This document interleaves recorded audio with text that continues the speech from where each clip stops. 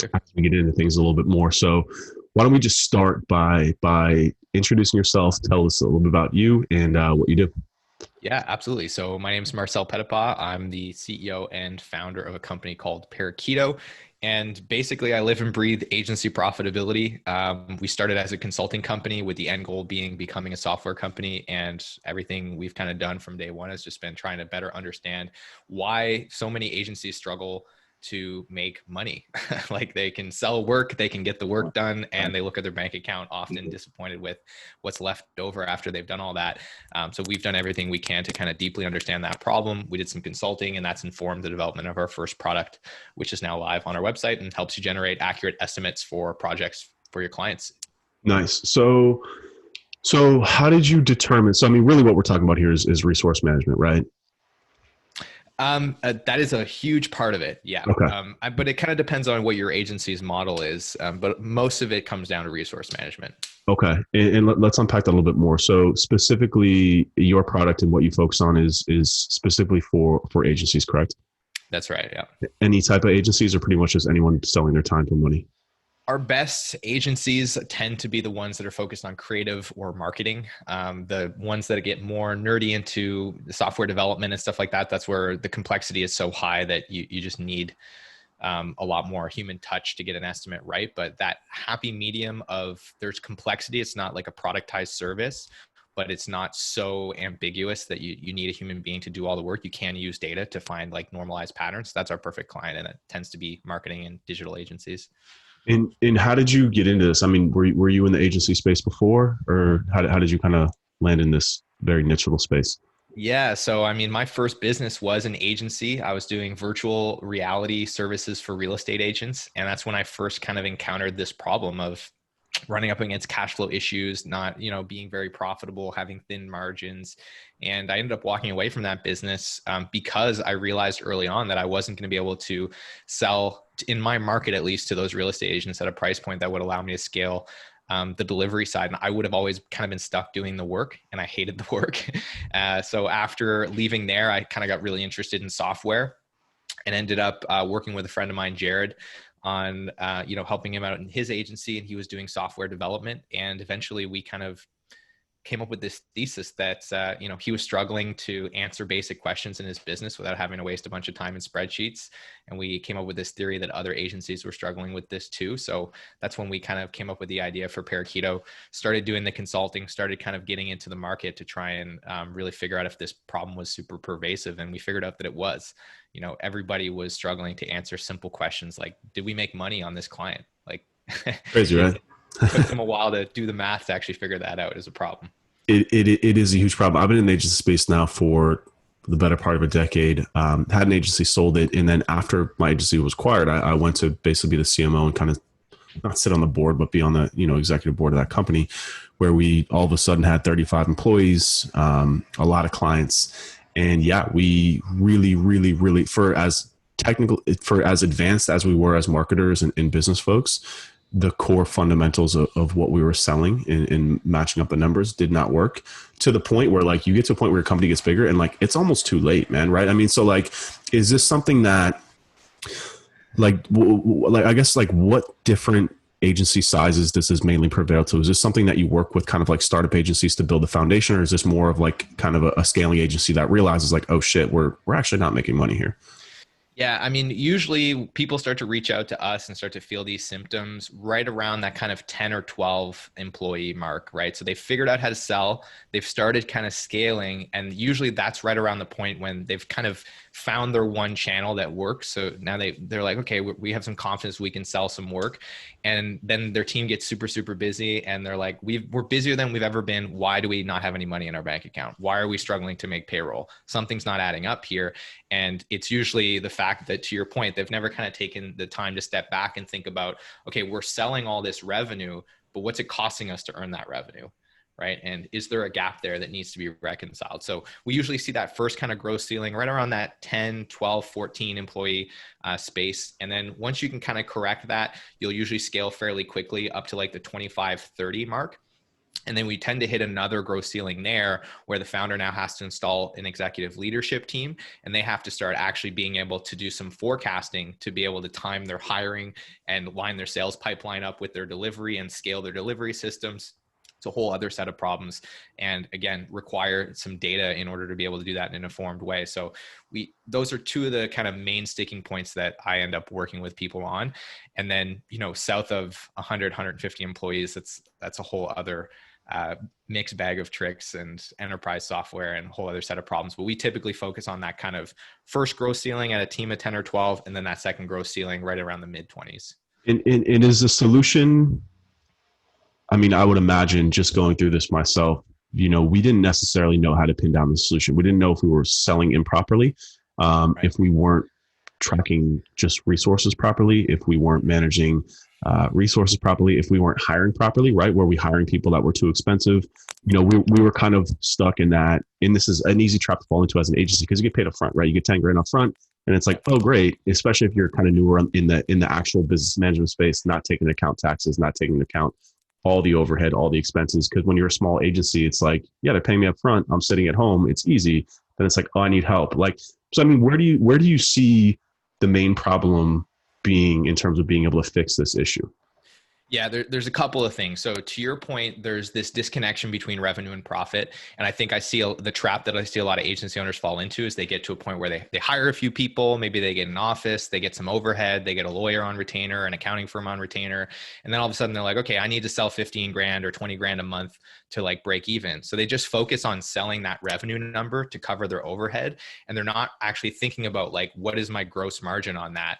And they're not designing it to have high enough gross margin from the beginning. So something for everyone to kind of think about when you design a project or when you sell a project, and it doesn't matter if you're selling by the hour, you're selling flat rates, you're selling based on value, you should always be going back and checking if your assumption about what it's going to take to get that work done for the client is going to leave you with a margin that is between 50 and 70%. So what that means is once you've taken out the ad spend and taken out the print budget and all the money that doesn't actually belong to you, that's pass-through revenue, you're left with a number. That's your agency gross income is what I like to call it. So it's your revenue minus whatever's passing through you onto another vendor. And that's the amount of money that you're responsible as an agency to earn. And then what you want to do is do the math on what is it going to cost me to earn this money? And that's usually a combination of the people that are on staff that you've hired and you're paying a salary. You want to figure out how much of their time is it going to take and what is the cost of their time. And that's as simple as taking their fully loaded salary and dividing it by 2,080 hours. That's the amount of hours that you bought when you made them sign that employment contract. And you said, I'm going to resell these hours, hopefully at a profit so that we can both be happy. So figure that out and make sure that when you add up all the hours that it's going to take them to do this, you're setting yourself up for a margin of 50 to 70%. And so many people make the mistake of not even designing their pricing or not even checking that that is true before they sell work. So that's step number one. And then the second thing is you can design your work to be that profitable, but if it ends up taking you twice as long to do it, then that's not working out well. So you also want to set up the tooling to be able to actually check if the assumptions you make when you create packages and sell work to clients are actually lining up with reality. So the fundamental truth is everybody's agency is built on assumptions. And that set of assumptions is the scope of your client work and what it's going to take to get that done. All the decisions you make about pricing, about hiring, about resourcing, about forecasting, all your cash flow projections, your profitability projections, they're all based on the math that you're doing in the background and the assumptions that you have about that scope. So if you're not able to get somewhat accurate assumptions up front when you're quoting client work, all this infrastructure of data that you need to make these kind of decisions is going to be unreliable. And this is what I run into time and time again. They're like, wow, we can't figure out resource planning. We our profit's not good. And when we do the digging, it's like, well, you're trying to build these systems on a foundation of quicksand. We got to fix the foundation. And that foundation is getting really, really good at making accurate assumptions when we sell work. So essentially what you're recommending, I think you said 50 to 60%. Basically after, I wouldn't call it COGS, I guess, in a sense, but I mean, how would you classify that in traditional accounting terms? Are you just calling it pass-through revenue? So 50 to 60% after that should be profit. So out of that profit, and I think this is a challenge that that a lot of agencies face too, especially, I don't call it a challenge. I think we're almost sometimes analysis by paralysis because there's so many opportunities to hire folks now. Do you go remote? Do you go offshore to save some cash? Do you go local? I mean, how does that impact that number? I mean, if an agency is Yeah. smaller, I mean, because this really does feed the hiring conversation too, which, Yeah. as you already know, I mean, this is the most important part about growing scale an agency. It's a people-based business, right? So Yeah. this number right here becomes essential when it comes to hiring and staffing. So when you're looking at that number with some of your clients, how do you then feed that into the conversation about who they should be hiring and what price ranges, or how does that work? Yeah. So I think the big consideration around this is thinking about like, should I go elastic or non-elastic with my workforce? And that's really like contractors versus employees. And the big difference there being with contractor, I'm only paying them when I have work. And with the employee, I'm paying them whether I have work or not, right? And so when we have employees, it's super important to make sure that you're designing your projects to have high gross margin. And it should theoretically be easier to do that because you're going to be getting a discount on their time versus what you would have to pay for them as a contractor, right? But the catch 22 of that is you might only get them to be quote unquote billable 65% of the year. So you have to structure this in such a way that your margin is high enough to accommodate for the fact that you're going to be paying them to take vacation, you're going to be paying them to spend Christmas with their family, and you're going to be paying them for the time that you don't have a full roster of clients and you've got to go find more deals, and maybe they're working on the company website or something like that. So that's the consideration when you're hiring for salaried employees, is like, make sure you're really hitting that 50 to 70% margin in the way you design your projects, and make sure that you can consistently get clients. If you're still struggling to figure out how to consistently get clients for your agency, then it probably makes sense to go to an elastic workforce or contractors. And there you're probably going to pay a bit of a premium for their time. So maybe your gross margin is going to be a little lower. Maybe it's 40%, 50%, but that's probably okay because you don't have to pay them when they take a vacation, right? You only pay them when you have work. And so there's less risk there. And if you have the opportunity to really document your process as well, and then start going to arbitrage another economy that's, like Eastern Europe, India, so on, like, and you can get a discount on the labor and not have to deal with utilization, then even better. Like, all the power to you. Definitely go and do that as much as you can. And then when it comes to figuring out like, okay, we've been using a contractor, when is it time to hire a person full-time? That's a question I get often. Basically, you want to do the math and look at their fully loaded salary on an annual basis. Can I get 2.5 times more revenue than what I'm paying for them after I do the math of the work they're going to do and how much revenue that earns me? And a simple way to do that math is to figure out what is your average billable rate. So like, on average, how much time does it take you, or how much revenue do you earn for every hour your team is working in the run of a year? And then multiply that by the amount of time that they'll be billable in the run of a year. So again, it's probably 65% of 2,080 hours. It's about 1,400, give or take, depending on what your benefits and time off policy looks like. And if that number is 2.5 times their salary or greater, then you're probably ready to hire them as an employee. So you just want to make sure that like, yeah, we can bring in enough sales to hit that number, and that should set you up for success. So I would imagine too that, again, when you're going through this consulting process, a lot of this also then hinges on pricing, right? I mean, if you're looking at these numbers, then so I mean, how often does that come up in your experience that they're just not charging enough, right? I mean, in order to hit that margin, if there's pretty much two things: you either cut costs or make more money, right? Yeah. So, but I would imagine that they would keep hitting the same problem if they're just selling in more and more work and undercharging for it, not hitting those margins. So is sometimes it as simple as just raising their prices? I mean, what's your opinion on that? Yes. So I think that most of the time you can solve a lot of these problems by just raising your prices. However, I think I want to be careful because there is a narrative in the industry of like, just raise your prices and all your problems will go away. And that's probably true for a little while. But then as you scale, if you still haven't gone back and addressed the fundamental problem of like, we're not good at accurately scoping client work and we constantly go over budget on this stuff and our processes aren't that good for the way that we actually do the work, then you're going to still run into issues with how you scale the team. You're going to have issues with quality. You're going to have issues with forecasting. So you still need that fundamental kind of bedrock process of being able to accurately scope, what it's going to take to get work done.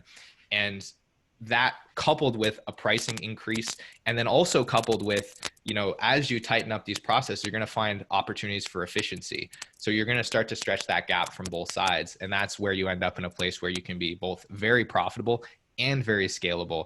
And a lot of people think that there's a trade-off between those two things. But, I have a client that we grew 56% this year and we tripled their profit margin. Like we did both of those things in the same year. So you can do both if you have the right systems and data in place. And when it comes to pricing, I mean, in terms of pricing models, I heard you say billable rate. So is there anything that you push, again, because this is all part of the conversation, right? Is there a specific pricing model that you prefer or push agencies to use? Yeah. So like I'm a big fan of value-based pricing. And I think that especially for digital marketing agencies where, a lot of times there's not going to be a lot of uncertainty or risk around the type of work that you do. Value-based pricing, I think, is a great way to go because you're able to start detaching the price that somebody pays you from the scope of, what it's actually going to take you to get it done, detach it from your cost basis. But I think what I want to mention here is that just because you're pricing based on value doesn't mean internally you shouldn't be scoping the work and doing estimates, because you still have to reconcile, do we have the margin here? And you still have to, on the back end, make sure you have enough people, make sure that you can schedule them properly, like make sure that you can forecast all the operations internally. So I really like value-based pricing for most businesses.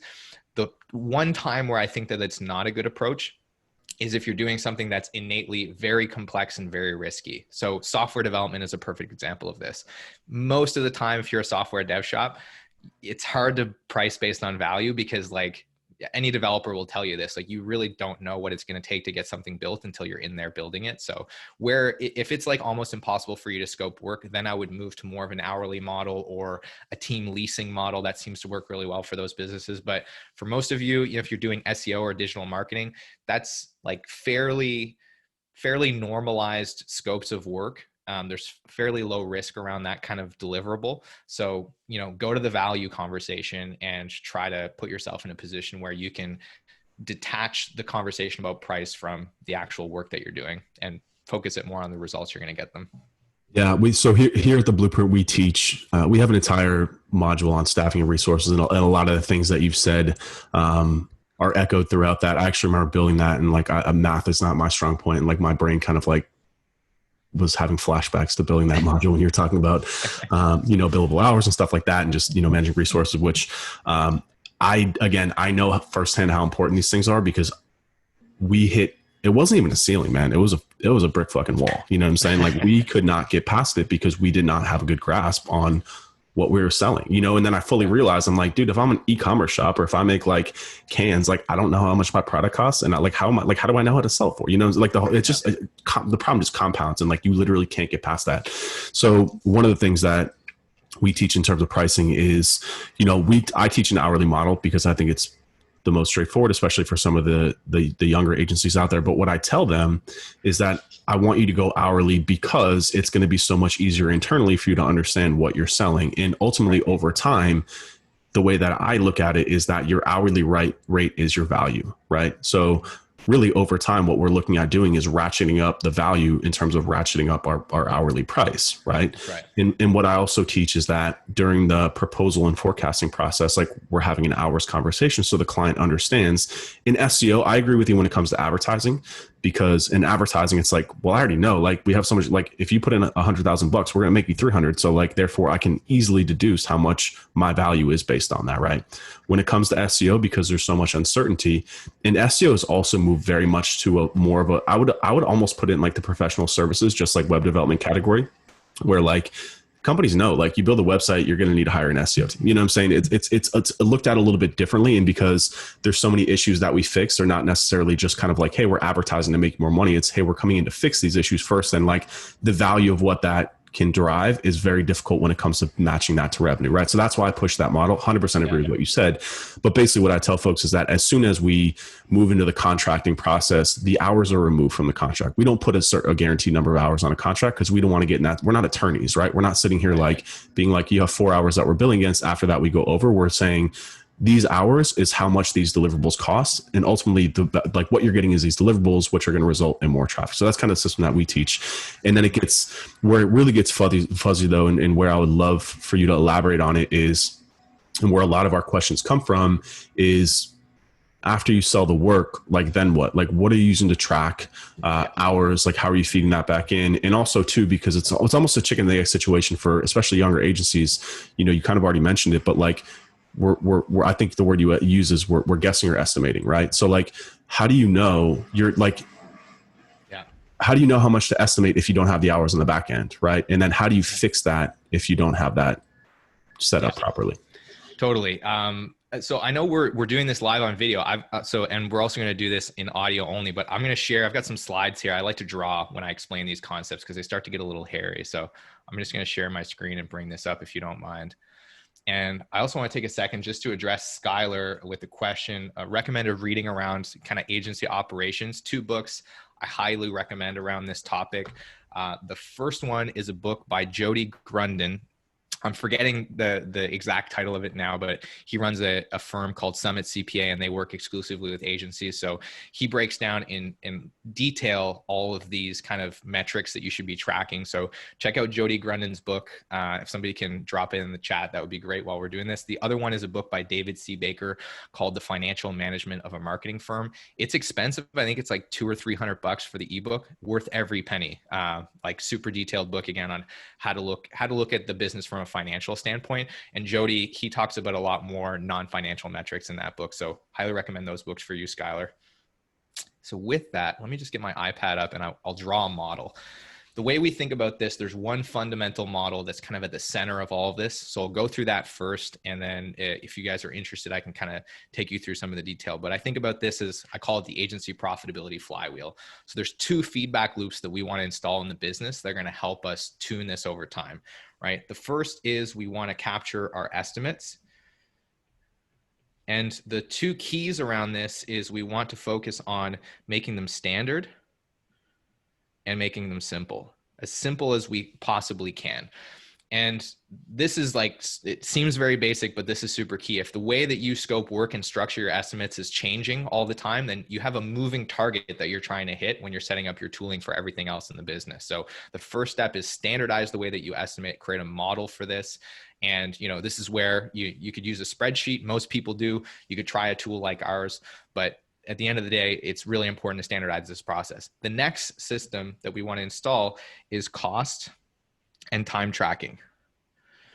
Now, I know a lot of people hate time tracking, and don't get me wrong, I hate time tracking too. Everybody hates it, but your time is going to be 65% of your P&L. It's your largest variable cost. It would be like if you were a restaurant and didn't track your food costs. You would think that the person running the restaurant not tracking their food costs is an absolute maniac.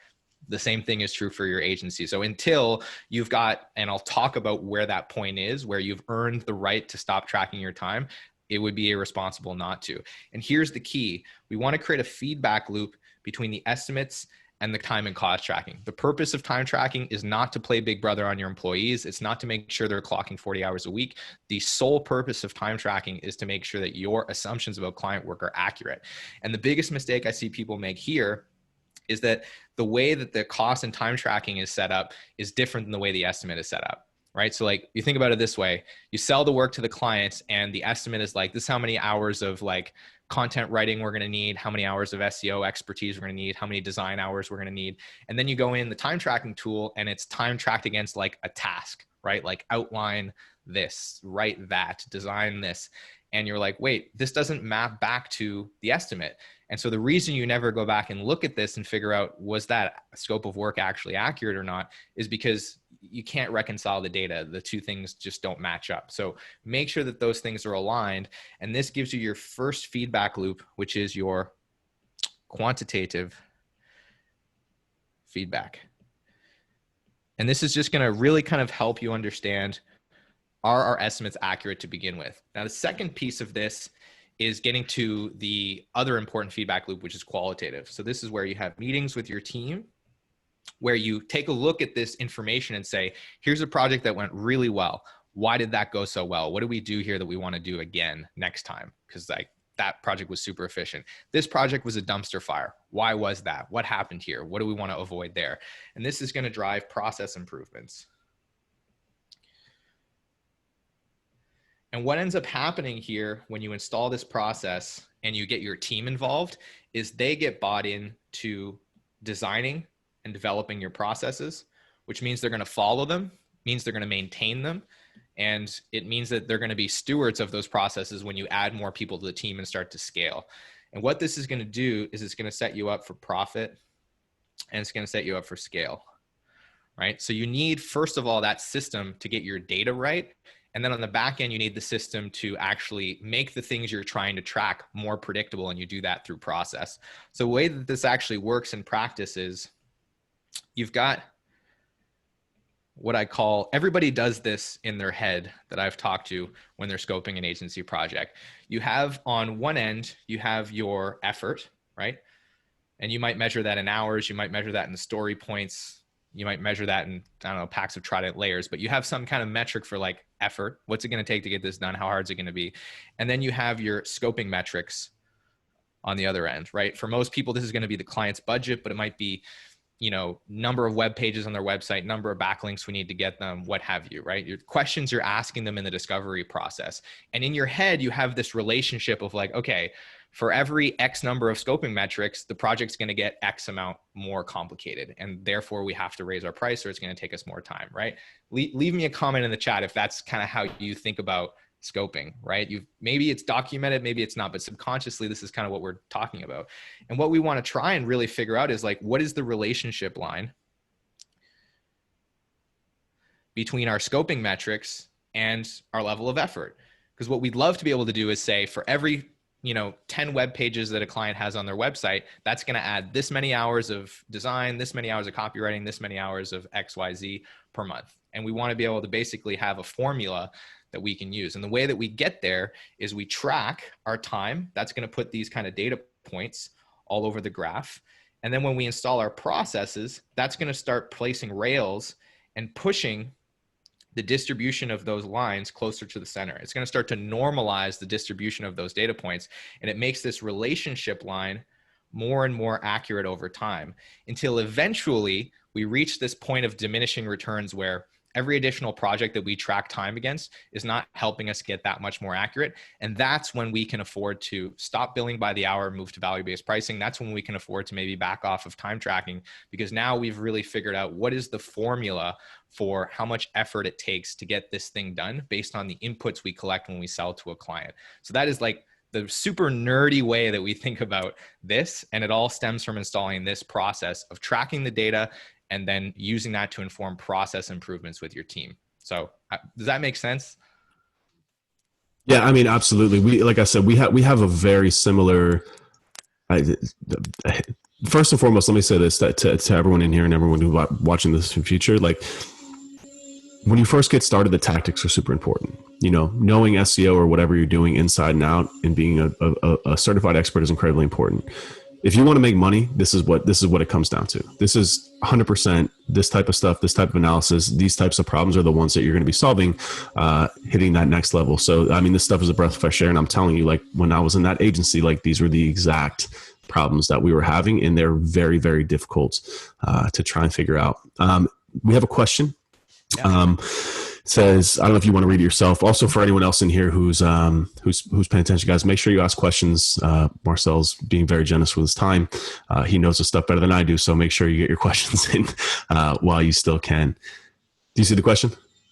Yeah, so I'm just reading through. It's kind of long. So Thank you, Arita, or Erto, for sending this in, by the way. So looking at this from the other side of things, I always value staffing ratios that are benchmarked, because sometimes the issue can be underperformance or poor training structure from leadership. Yeah, so if the ratios are off, it isn't necessarily due to poor planning or the estimating. I find that benchmark staffing ratios and proper job descriptions allow leadership to understand where they need to improve, while also settling the argument between staff and management who may disagree on how many employees are actually needed. Do you have insight on staffing ratios within a digital marketing agency? Yeah, okay, so great question, Erdo. So the first thing I'll say is you raise an important point here, and it's something that I want to speak about because it's one of my biggest gripes with this industry, is that and especially if you're a person that kind of worked at a big agency before and then started your own, you probably remember when they were hounding you to like get your billable hours in and hounding you to hit your billable, percentage every week. Like, hey, you need to be at 65% utilization. And you got to realize that as a manager, like,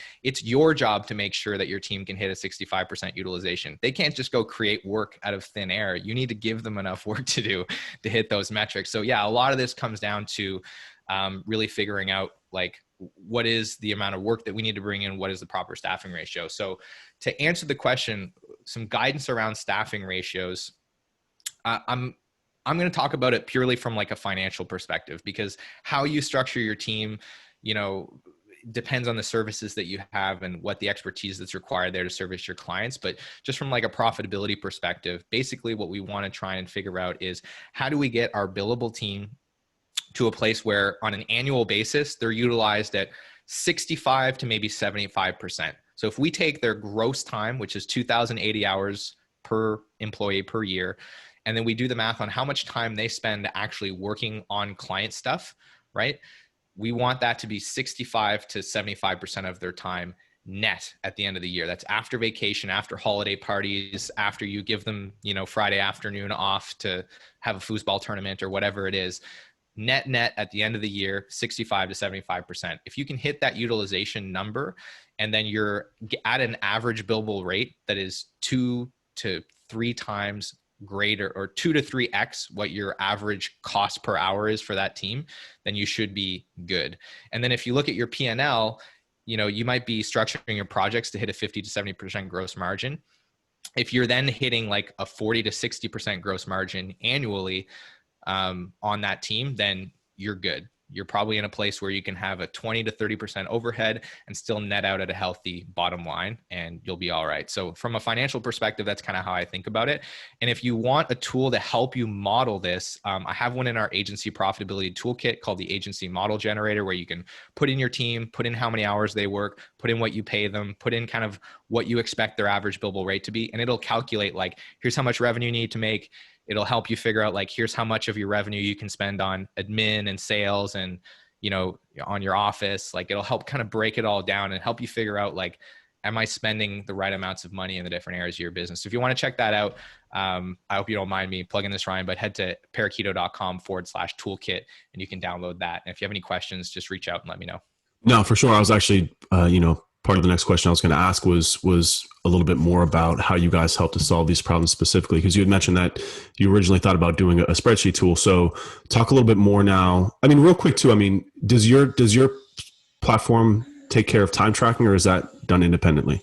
Yeah. So currently we integrate with Harvest, and we don't have an internal time tracking tool. So we integrate with Harvest. That's kind of where we're starting. We will integrate with other tools in the future. So if you're not using Harvest, but you think what we're doing is cool, like just go in and request an integration and we'll email you when we're ready to use that. But yeah, basically we started the business knowing that like this was a really, really challenging problem to solve, right? There's a reason everybody's doing this in spreadsheets, and that it hasn't been completely cannibalized by SaaS before.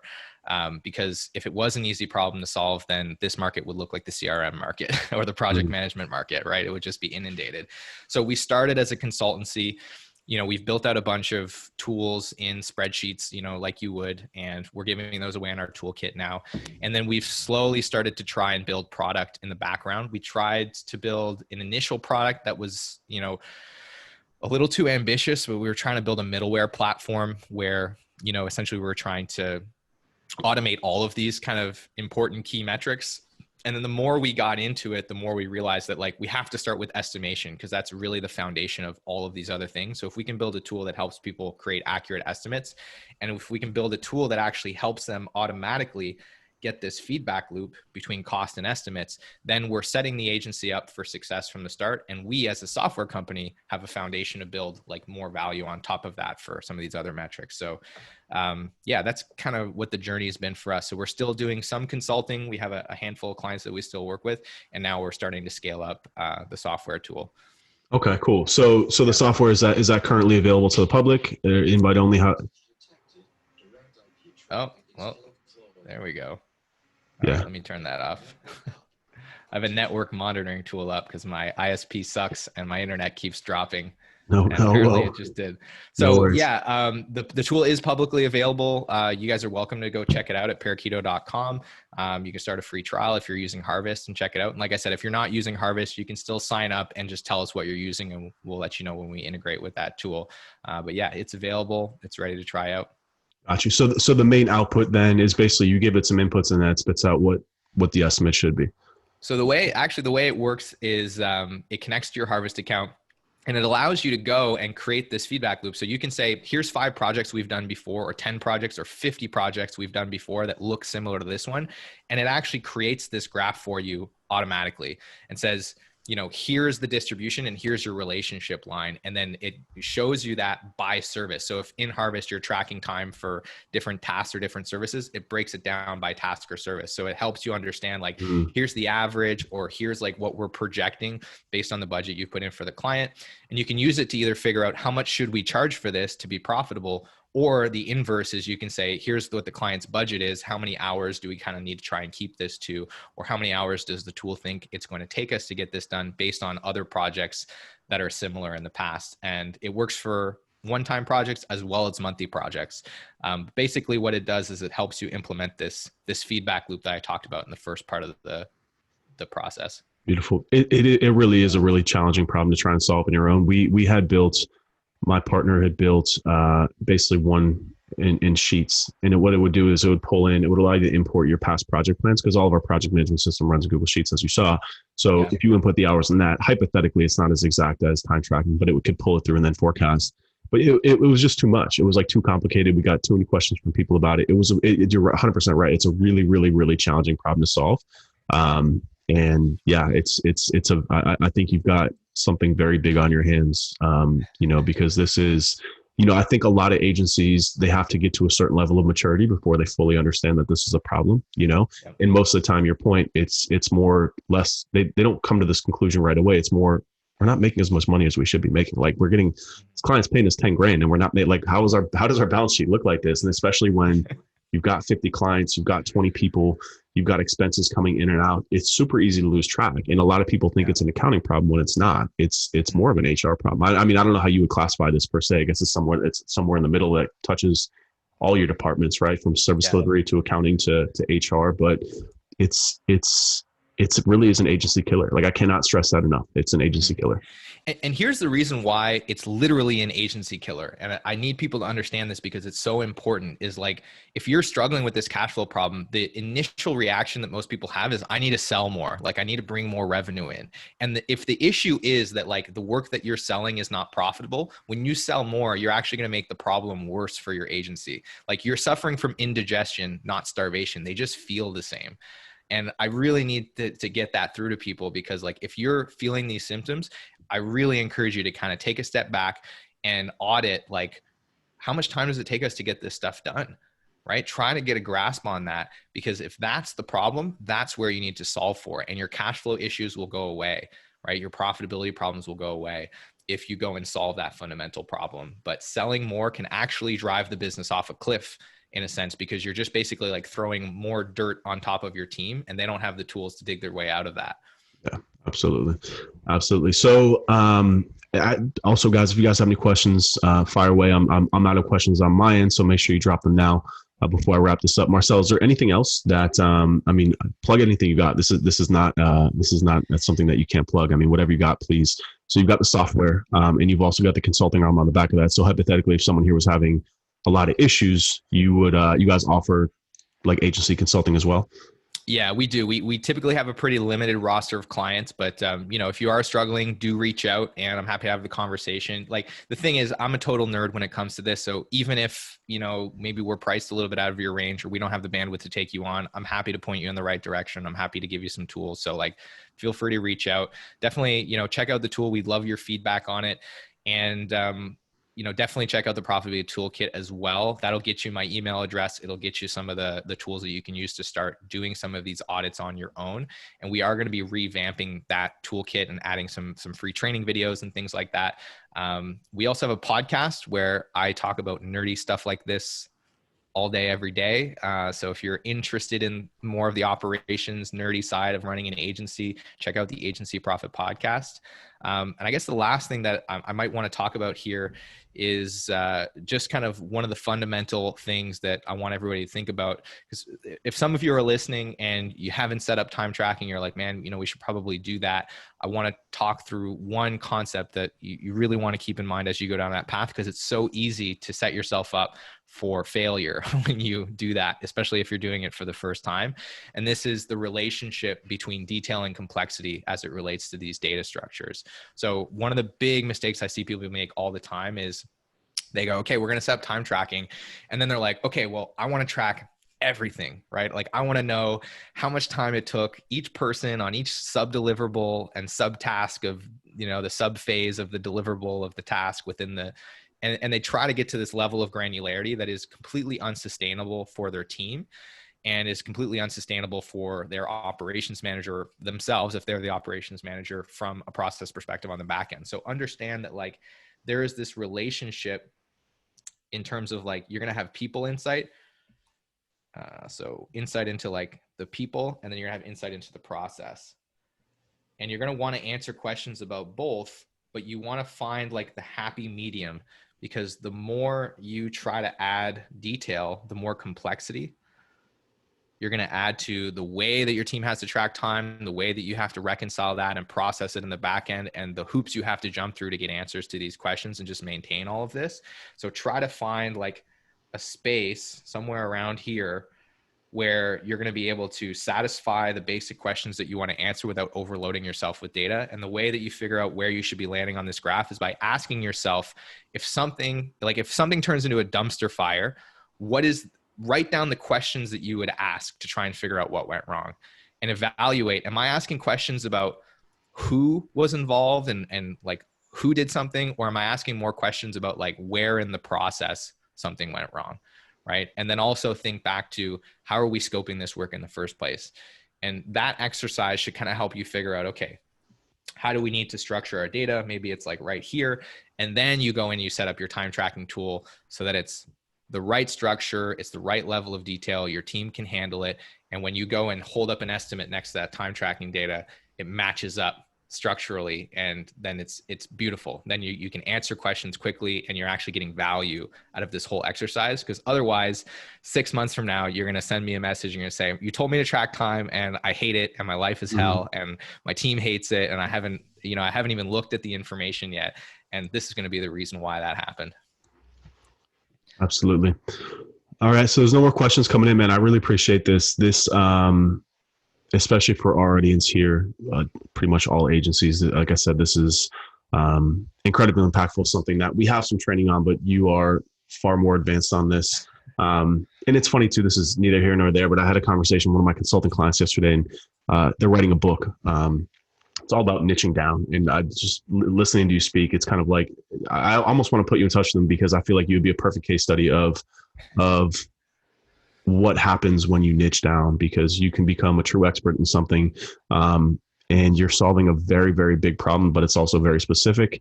And it's just, to me, this is what businesses should be today, right? I mean, solving one very simple, specific problem that's big enough to scale to a very high amount, and then obviously tack on other stuff as needed. So genuinely appreciate your time, man. This was incredibly helpful and valuable. Tell the people one last time how to find you, and plug all your shit, man. Yeah, absolutely. Yeah. And I totally agree with niching down. And by the way, it makes all the stuff that we just talked about here way easier, because again, you're creating more consistency with your work. So with that, thank you, Ryan, for having me. If anybody wants to follow up, send me a message, connect with me on LinkedIn. I'm easy to find. There's pretty much only one or two Marcel Petitpas on there, and I'm wearing this same shirt in all my social profiles. So I'll be easy to spot. Check us out at parakeeto.com and the Agency Profit Podcast. And again, if you want some free tools, spreadsheets, templates, checklists to help you improve your profitability, then just head on over to parakeeto.com/toolkit, and you get access to all the stuff we've developed there absolutely free. And yeah, really appreciate your time today, Ryan. And it was a pleasure to be here. And thanks everyone for the great questions. Awesome. Thank you so much, brother. We'll be in touch. Cheers. All right. Take care.